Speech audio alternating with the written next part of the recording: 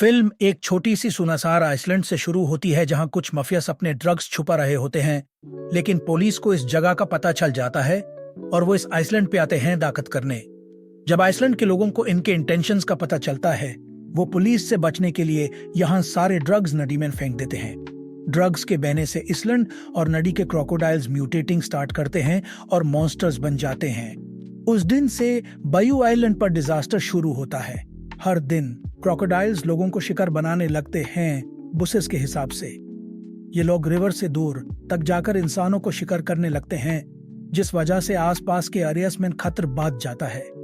इन crocodiles में सबसे खतरनाक उस क्रोकोडाइल को माना जाता है जिसके चेहरे पे दाग है, वो उनकी क्वीन है। दूसरी तरफ ह्यूमे मूवी का मेन कैरेक्टर काइल दिखाई देती है, जो बायोलॉजी क्लास मेन है और टीचर क्रोकोडाइल्स के बिहेवियर और हंटिंग मेथड्स पढ़ाता है। ह्यूम पता चलता है कि काइल का भय मर गया था, जो उसकी जिंदगी का सिर्फ एक सहारा था, और इस वजह से प्लाटें टूट गई। काइल के भय की आखिरी इच्छा थी कि उसकी अशेष को आइसलैंड की नदी में फेंका जाए। इस पर वो अपने दोस्त से बात करती है और वो बायू जाने का फैसला करते हैं, वही खतरनाक आइसलैंड जहां क्रोकोडाइल्स अब मॉन्स्टर्स बन गए हैं।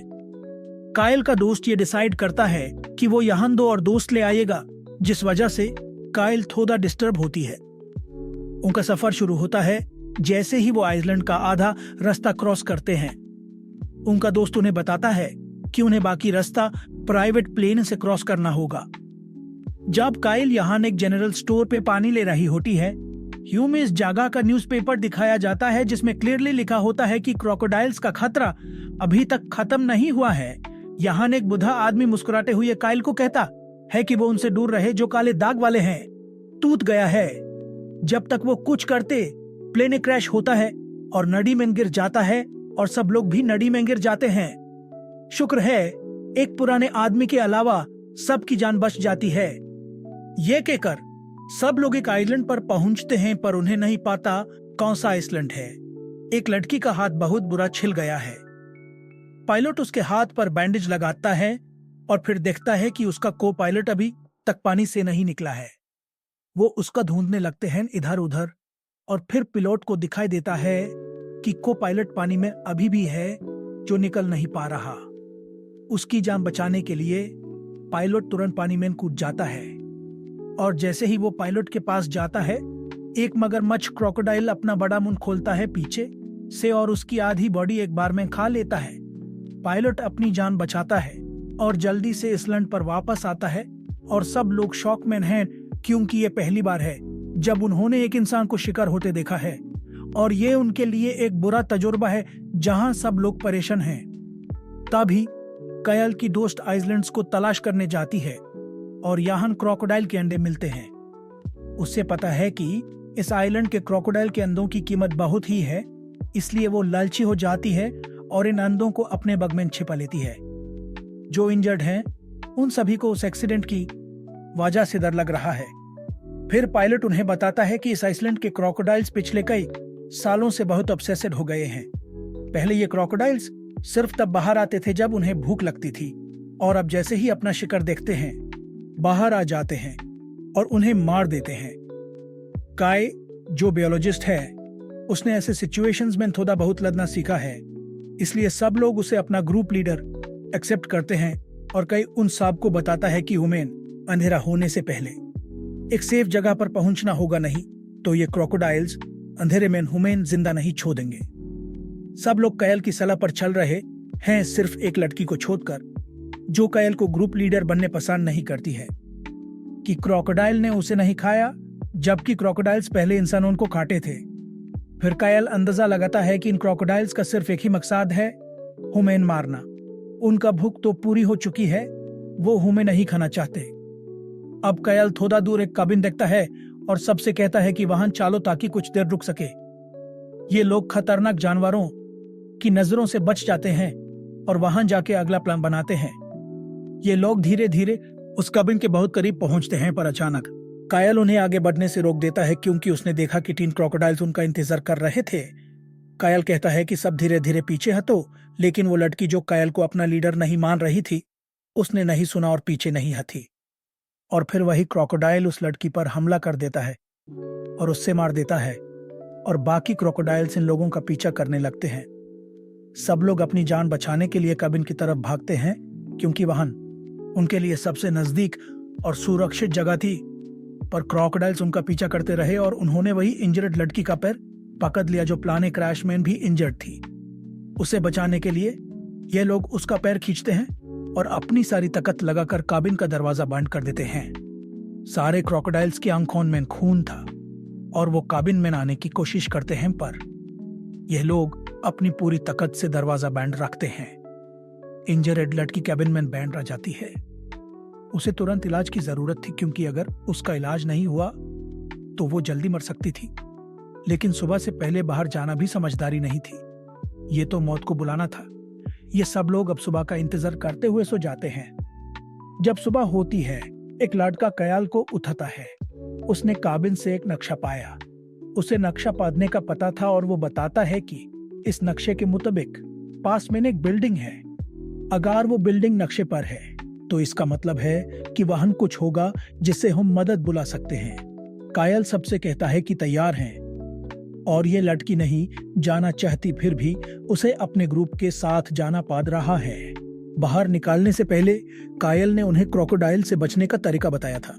उसका कहना है कि अगर क्रोकोडाइल अटैक करे तो उन्हें अपने बॉडी पार्ट्स नहीं खींचने चाहिए, बल्कि क्रोकोडाइल के मुंह में कुछ डाल के उसे दर्द देना चाहिए। और एक बात ध्यान में रखनी चाहिए कि अगर वो अटैक करे तो पानी के ऊपर रहने की कोशिश करें और सरफेस पर खुद को बचाएं।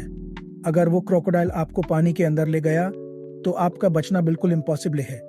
ये लोग अपने लिए कुछ हथियार बनाते हैं और यहाँ से निकालते हैं। मैप के हिसाब से उस बिल्डिंग तक पहुंचने के लिए ये लोग एक ऐसे जगह पर पहुंचते हैं जहां से रोड क्रॉस करने के लिए उन्हें एक नदी पार करनी होती है, लेकिन वहां नदी में काफी क्रोकोडाइल्स है। अब कायल और ग्रुप तय करते हैं कि वो एक राफ्ट बनाएंगे जिसमें बैठकर आसानी से नदी पार कर सकें। ग्रुप के मेंबर्स कायल से पूछते हैं क्या ये क्रोकोडाइल्स राफ्ट पर अटैक नहीं करेंगे, तो के बताती है कि क्रोकोडाइल्स ठंडी मौसम में अटैक करते हैं, लेकिन इस वक्त इस आइलैंड की गर्मी की वजह से क्रोकोडाइल्स नदी के नीचे ठंडे होने के लिए हैं। जब ये लॉग क्राफ्ट बना रहे थे, के का दोस्त देखता है कि एक क्रोकोडाइल उनकी तरफ आ रहा है। वो अपने हथियार से उस क्रोकोडाइल को मार देती है, जिसे और भी ज्यादा क्रोकोडाइल्स गुस्से में यहाँ आ जाते हैं। इंजर्ड क्रोकोडाइल का बिहेवियर सब क्रोकोडाइल से बिल्कुल अलग होता है, इसलिए जब ये क्रोकोडाइल उन पर अटैक करने वाले होते हैं, सारे लोग जल्दी से राफ्ट पर बैठ जाते हैं और यहाँ से भागने की कोशिश करते हैं। क्रोकोडाइल्स भी नाडी में कूद जाते हैं उन पर अटैक करने के लिए। उन्हें पता है कि क्रोकोडाइल्स इतनी ताकत रखते हैं कि आसानी से इस राफ्ट को उल्टा सकते हैं। इस तरीके से सब यहाँ मर जाते। सब लोग राफ्ट को आगे बढ़ाने की कोशिश कर रहे हैं, लेकिन राफ्ट का वेट भी बहुत ज्यादा है। सबको लगता है कि मौत नजदीक है। लोगों ने ड्रग्स पानी में डाल दिए थे और यही ड्रग्स की वजह से क्रोकोडाइल्स मॉन्स्टर्स बन गए थे। अगर यहाँ ड्रग माफियास हैं तो उनकी जिंदगी पहले से ही खतरे में है। पायलट उन्हें ध्यान से आगे बढ़ने को कहता है, पर वो लड़की जो पायलट और कायल से बिल्कुल नहीं करती, उनकी बात नहीं सुनते हुए आगे बढ़ जाती है। दो के ग्रुप्स बनाकर ये लोग आगे बढ़ते हैं और इस बिल्डिंग में कोई ऐसा डिवाइस ढूंढते हैं जो उन्हें मदद बुला सके। यहाँ पायलट और कायल का दूसरा दोस्त भी उनके साथ था। दोनों उन्हीं लड़की के पीछे गए जो उनकी हर बात को मना कर रही थी। पायलट कायल के दोस्त से कहता है कि तुम अंदर जाके चेक करो, मैं यहाँ देख लेता हूँ। उसका असली इरादा उस लड़की से बात करना था और वो कहता है, तुम कितनी सेल्फिश हो, तुम किसी और के बारे में सोचती नहीं। असल में ऐसे लोगों को पहले मर जाना चाहिए। ये कहकर पायलट उसे जंगल से नीचे धकेल देता है। अपने आप को बचने के लिए लड़की सीढ़ियों से लटक जाती है और पायलट से माफी मांगती है और अपनी जान बचने की भीख मांगती है। पायलट भी अपनी गलती समझने लगता है, लेकिन उससे बैठने और उसकी जान बचने से पहले एक क्रोकोडाइल यहाँ आता है जो पायलट पर हमला करके यूं खींच ले जाता है। यह सब देखकर वो लड़की टूट जाती है और बेहद जोरे से चीखती है, जिसकी वजह से बाकी सब लोग यहाँ इकट्ठा हो जाते हैं। उन्होंने लड़की को नीचे लाया और उसने बताया कैसे क्रोकोडाइल ने पायलट पर हमला किया और यूस ले गया। यह हादसा उसे अंदर से तोड़ दिया था। एको भी खत्म हो गया तो वो सभी लोगों से और कायल से भी माफी मांगती है, क्योंकि उसने ऐसे मुश्किल वक्त में सबके साथ बुरा व्यवहार किया। ये लोग इस सच्चे से अनजान थे कि जिस बिल्डिंग में वो थे वहां नदी से ज्यादा क्रोकोडाइल्स थे जो यहाँ बनाए गए ड्रग्स लेने आए थे, क्योंकि क्रोकोडाइल्स भी कहीं ना कहीं इन ड्रग्स के आदी हो गए थे। इतने सारे क्रोकोडाइल्स देखकर ये लोग और भी ज्यादा डर गए। आते अगर उन्हें बचाने तो उन्हें कुछ पता नहीं चलता। उनमें से एक दोस्त उन्हें कह रहा है कि यहाँ से तुरंत निकल जाओ। जैसे ही वो बाहर आते हैं उन्हें उनका सबसे खतरनाक क्रोकोडाइल मिलता है जो कि रानी है और उसका चेहरे पर एक काला निशान है। उसे देख के काइल को पुराने आदमी की बातें याद आती हैं कि जिसे काला निशान हो उसे दूर रहना चाहिए। वो धीरे धीरे उनके नजदीक आती है, उनकी आंखों में देखते हुए। काइल का दोस्त समझ जाता है कि वो अपने दोस्त का पीछा क्यों कर रही है। उसने अपने बाग से क्रोकोडाइल के अंडे निकाले और उन्हें उसके सामने रखा जो उसके अंडे हैं, पर अब ये क्रोकोडाइल ये अंडे नहीं चाहती थी। साथ ही उसने काइल के दोस्त का हाथ अपने मुंह में ले लिया, ऊपर उठाया, हवा में लहराया और दीवार के पास फेंक दिया।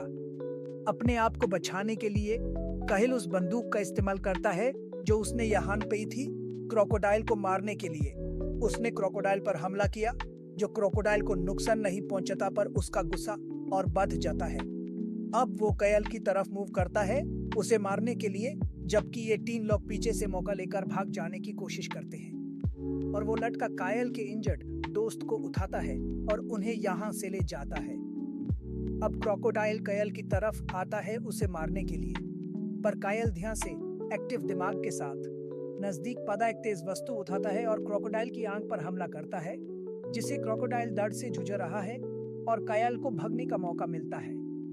काल बहुत गुस्सा था, जिसने साथ आए लोग मर गए थे, जिसे काइल और भी क्रेजी हो रही थी। उसका अफसोस और बात गया था, पहले तो अपने भाई को नहीं बचा पाई और अब अपने दोस्त को भी नहीं। इस वजह से वो इस cabin को आग लगा देती है, जिसमें ये क्रोकोडाइल्स मरने लगते हैं और जलते हैं। आखिर में ये लोग यहाँ से निकाल जाते हैं, पर खतरा खत्म नहीं हुआ। उस बिल्डिंग के अलावा और भी बहुत सारे क्रोकोडाइल्स वहाँ थे, उन्हें नहीं पता था। उन्हें ये नहीं समझ आ रहा था कि क्या वो सर्वाइव कर पाएंगे या नहीं, पर फिर उनकी किस्मत चमकती।